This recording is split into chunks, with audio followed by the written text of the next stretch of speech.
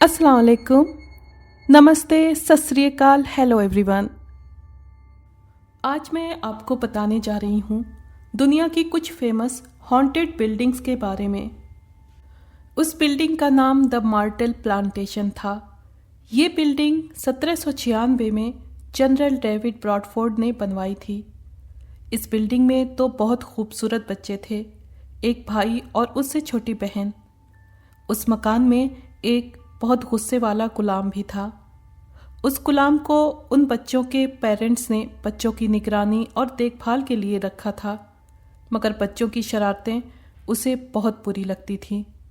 एक शाम जब दोनों बच्चे रोज़ की तरह शोर कर रहे थे तो उसने उन बच्चों को लॉन के एक कोने में ले जाकर गला घोंटकर मार दिया था। ये इत्तेफाक था कि उसकी ये हरकत देख ली गई।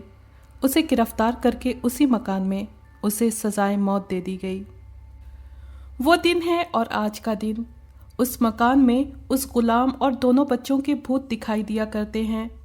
देखने वाले ये बताते हैं कि उस गुलाम का भूत एक कोने में मुंह छुपाए बैठा रहता है, जबकि दोनों बच्चे एक दूसरे के आगे पीछे दौड़ते और एक दूसरे को पुकारते दिखाई देते हैं। ये और बात है कि उनकी आवाज़ें सुनाई नहीं देती, लेकिन वो दोनों पूरी तरह से दिखाई देते हैं। वो बिल्डिंग आजकल रेस्ट हाउस के तौर पर इस्तेमाल की जाती है, लेकिन उस बिल्डिंग में रुकने वाले मेहमानों को इस किस्म के और भी कई भूत दिखाई दिया करते हैं। इस बिल्डिंग की हिस्ट्री पर रिसर्च करने वाले ट्राई टेलर की खोज के मुताबिक वो एक खूनी बिल्डिंग है। इसमें कम से कम 12-13 लोगों का खून हो चुका है और उन सभी के भूत इस इमारत में इकट्ठा हो गए हैं। उनमें से कुछ एक दिन दिखाई देते हैं तो कुछ दूसरे दिन, और कभी कभी जब ये सब एक साथ होते हैं तो ये इमारत भूतों का अखाड़ा दिखाई देने लगती है। इस बिल्डिंग में एक और कत्ल विलियम ड्रू का हुआ था। विलियम ड्रू एक अटॉर्नी था जो अपनी बीवी के साथ इस बिल्डिंग में रहा करता था। उनके कमरे ऊपरी मंजिल पर थे, जबकि निचली मंजिल लाइब्रेरी और मेहमानों के लिए थी।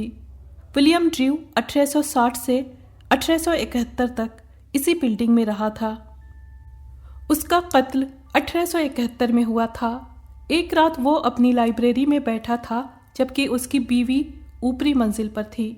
उसी दौरान में कातिल उसकी लाइब्रेरी में दाखिल हुए और उन्होंने उस पर तलवारों के कई वार किए और फरार हो गए।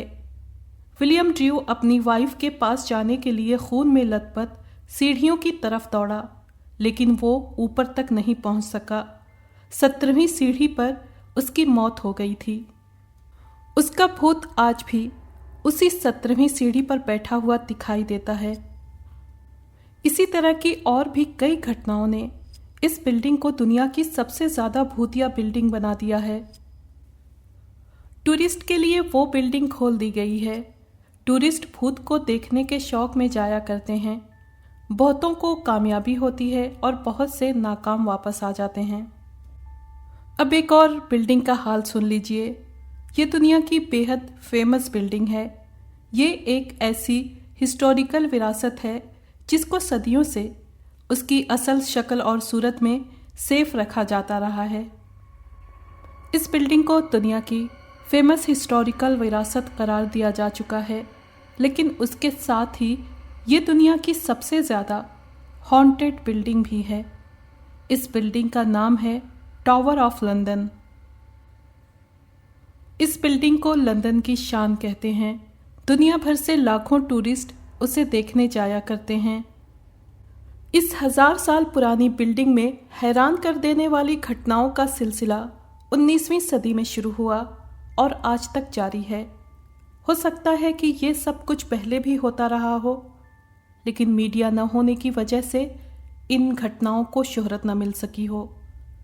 बहरहाल इन घटनाओं की शोहरत 1957 ईस्वी से शुरू हुई।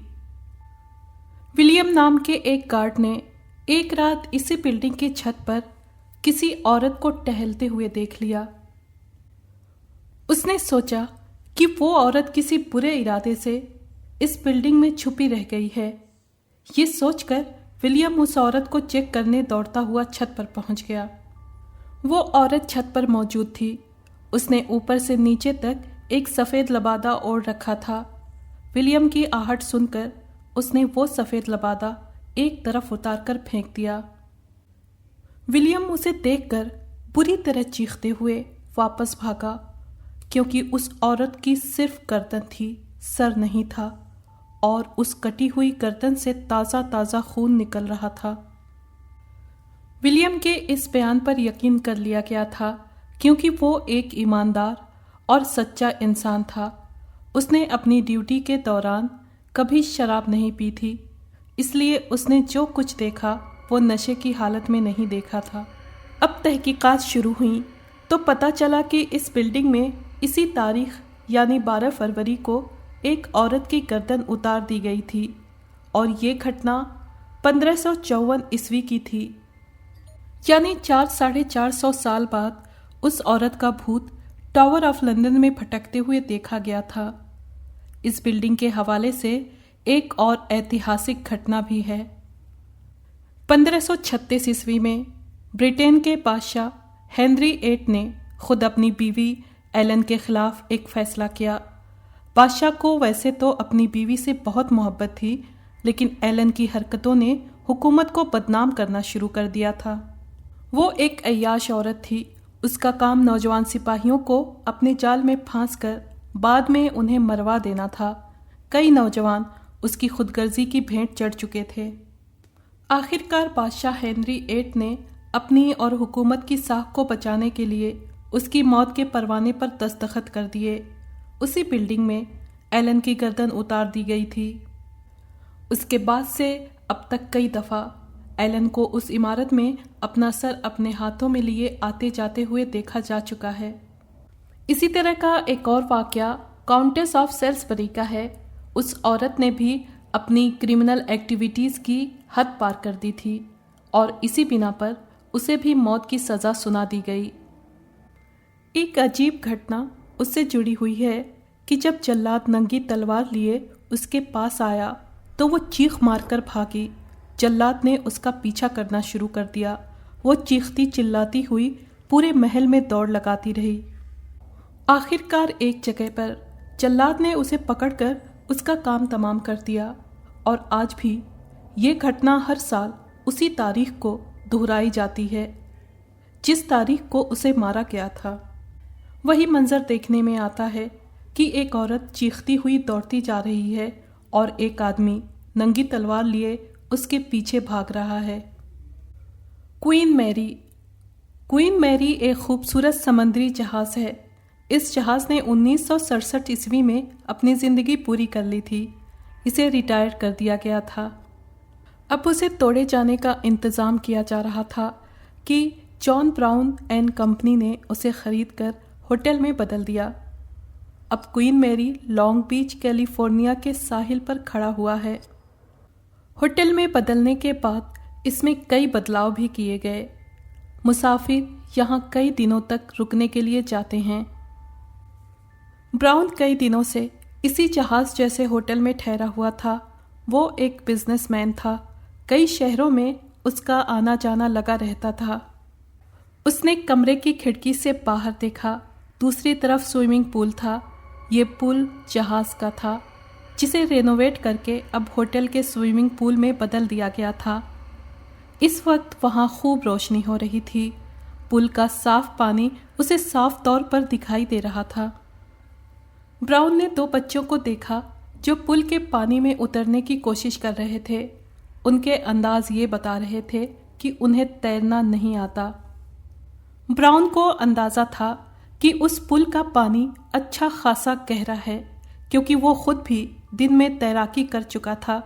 उसने बच्चों को मना किया कि वो पानी में नहीं उतरें, लेकिन या तो फासला ज़्यादा होने की वजह से बच्चों ने उसकी आवाज़ नहीं सुनी थी, या फिर उन्होंने ब्राउन की बात पर ध्यान ही नहीं दिया था।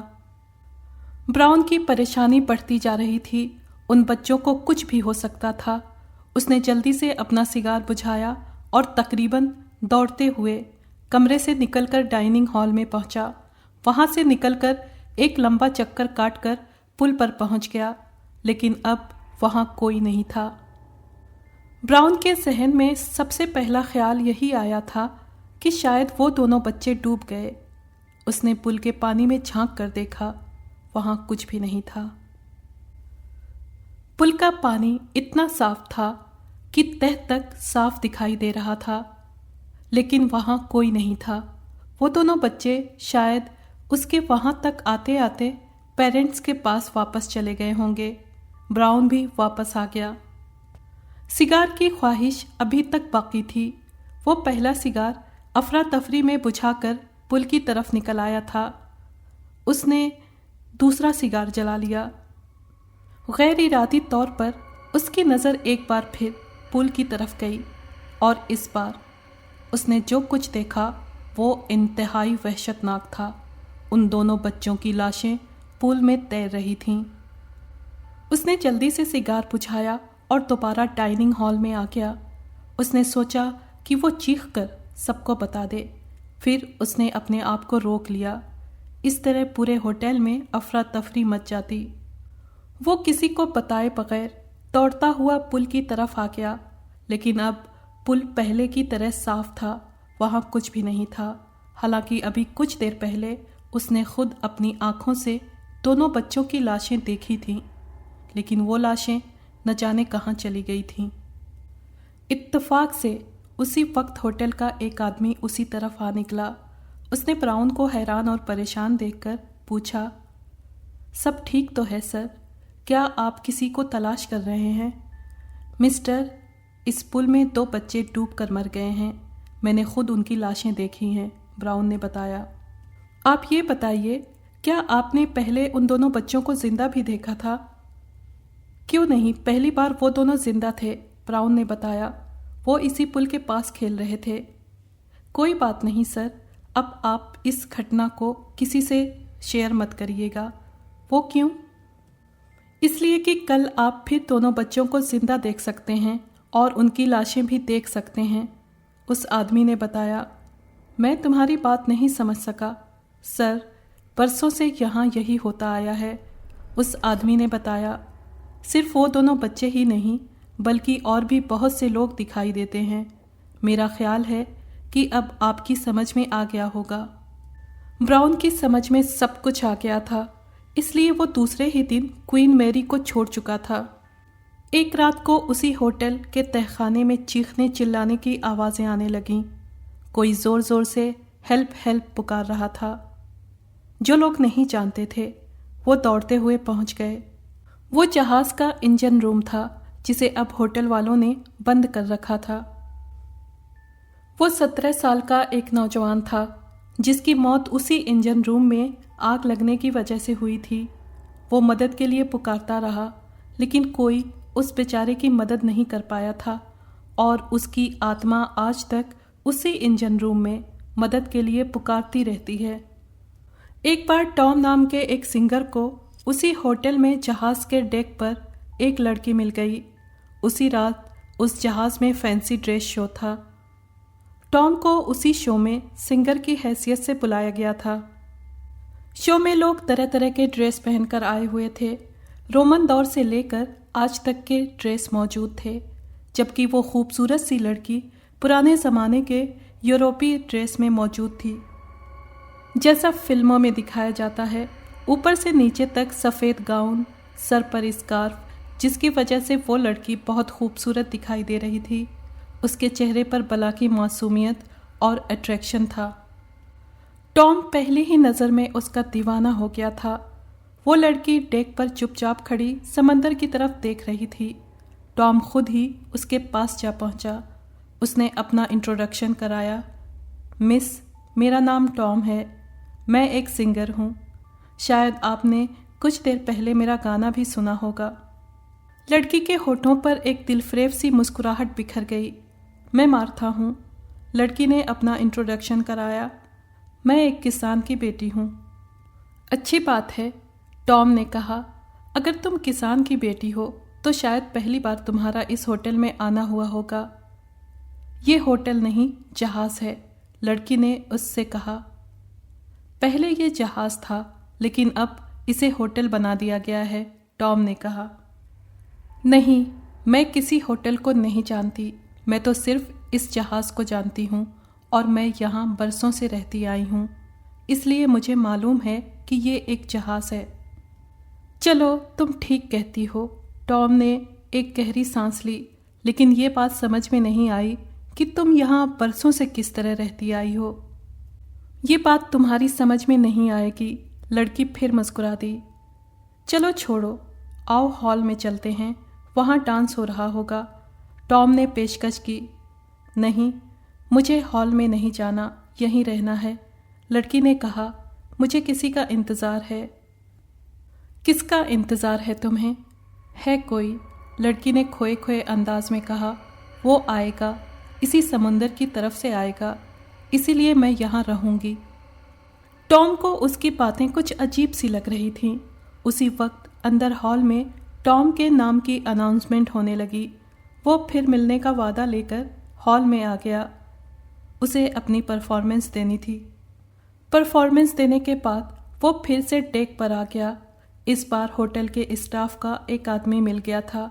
उसने टॉम को डेक पर खड़ा देखकर पूछा, खैर तो है मिस्टर टॉम, किसी का इंतज़ार है क्या? हाँ भाई, टॉम मुस्कुराकर बोला, एक लड़की है, कुछ देर पहले इसी जगह पर थी, बहुत खूबसूरत। क्या उसने सफ़ेद ड्रेस पहन रखा था? हाँ, टॉम ने हैरान होकर उसकी तरफ देखा। तुम्हें कैसे मालूम? क्या उसने तुमसे ये कहा था कि वो समंदर की तरफ से आने वाले किसी आदमी का इंतज़ार कर रही है? हाँ, उसने कहा तो था, टॉम ने उलझते हुए बताया। लेकिन तुम कैसे जानते हो? इसलिए कि ये ड्रामा बरसों से हो रहा है, उस आदमी ने बताया। वो एक भटकती हुई आत्मा है सर। पिछले 20 सालों से न जाने कितने लोग उसे इसी तरह देख चुके हैं। क्वीन मैरी में इस तरह के न जाने कितने ही वाक़यात पेश आते हैं। न जाने कितनी रूहें भटकती फिर रही हैं और अभी तक साइंस इन सुपरनेचुरल बातों के जवाब नहीं दे पाई है कि आखिर ऐसा क्यों हुआ करता है। कोई नहीं जानता। अगर आपको ये कहानी पसंद आई है तो प्लीज़ लाइक और शेयर करें और कमेंट बॉक्स में अपनी राय का इजहार कीजिए। अगर आपने हमारे चैनल को अभी तक सब्सक्राइब नहीं किया है तो प्लीज़ सब्सक्राइब कर लें और बेल आइकन को प्रेस कर दें ताकि आने वाली हर कहानी का नोटिफिकेशन आपको मिल सके। शुक्रिया।